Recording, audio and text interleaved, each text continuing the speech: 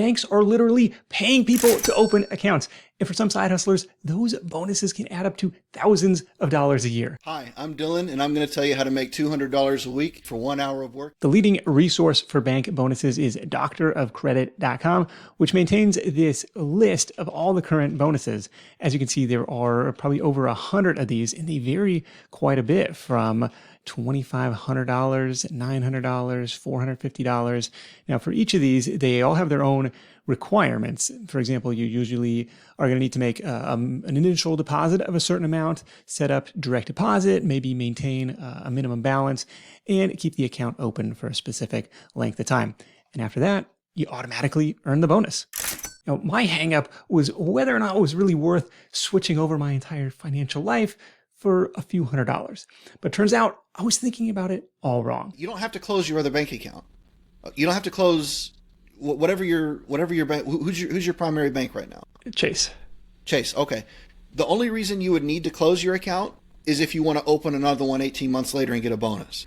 You can leave that open. My Chase business account is going to stay open.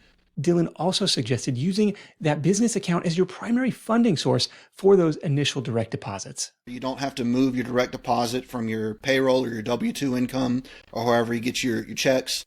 If you have a business account and you have cash in that, usually you can pay yourself to the other account, your new bonus account from your business account, and that counts to meet the direct deposit requirements because it's an ACH pay. Now, at this point, it's probably worthwhile to pause and ask, wait, why are banks handing out free money just for opening an account?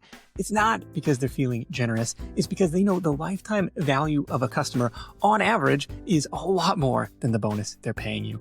Banks make money in a bunch of different ways, from account fees, interest on loans, and even the money that you deposit because they turn around and lend it out at a higher rate. So if they can spend a couple $100 to bring in a new customer who they hope is going to stick around for years, it's a no-brainer investment for them. But for people like Dylan, opening new accounts has turned into a pretty consistent side hustle. How many accounts do you have open right now? I have 20 open right now. And so you're having to spread direct deposits, so to speak, across a dozen or more different... Usually, you just have to do that once for each account.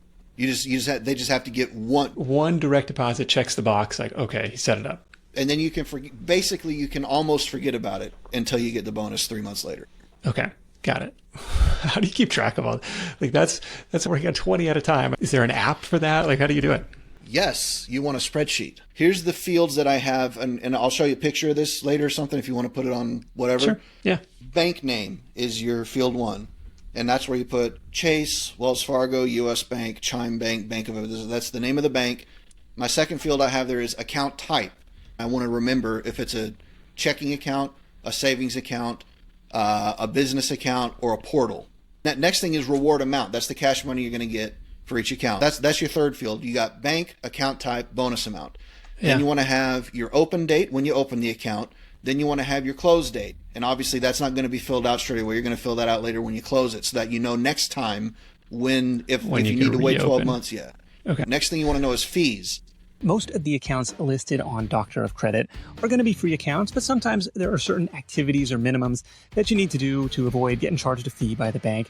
After all, those fees can really eat into your sign-up bonuses. The other thing you'll want to check on in the fine print is who's eligible for the bonus in the first place.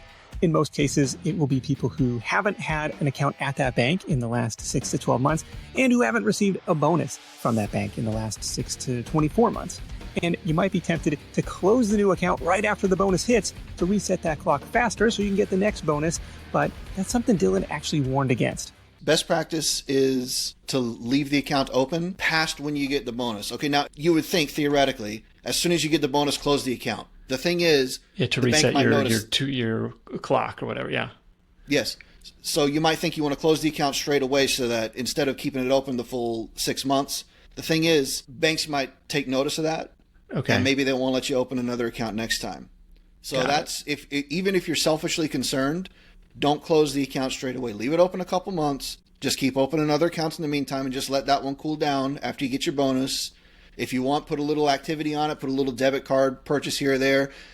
No need to complicate things, but you don't want to make it obvious that they're not making a lot of money off of you because they want good customers, right? Don't make yourself a target. What else do you need to be aware of when signing up for new accounts? Most banks do what's called a soft pull on your credit, mainly to verify your information. This won't impact your credit score, but if you try to open too many new accounts in a short period of time, your application could get rejected because it starts to look like identity theft. That's why Dylan limits himself to 1 new account a week and hasn't run into any issues with that frequency. The other thing that you'll want to make sure is that the information on your application matches what's on your credit file, especially your name, address, and phone number. That's how banks are determining who you are, who you say you are. With those best practices in mind and the mindset that, no, you don't have to switch over your entire financial life, you're all set to start making extra money with bank bonuses. The biggest mistake I made was I learned that you could do this 3 years ago, and I didn't take it seriously until 6 months ago because I thought it was too good to be true. They're gonna catch on to me. I'm not gonna be able to open accounts anymore. They're gonna send people to break my legs. But I could have been making an extra $200-300 a week for 2.5 years that I didn't, just because I was busy working full time. Yeah. I didn't want to take 1 hour, maybe 2 out of my week to just figure out exactly how to do this and do 1 a week. I'm convinced bank bonuses are one of the easiest side hustles out there if you're strategic and intentional about it. I'll link up that Doctor of Credit resource in the description, plus Dylan's bank bonus website. But let me know in the comments if you've had success with this, and make sure to subscribe for more money-making ideas. Cheers.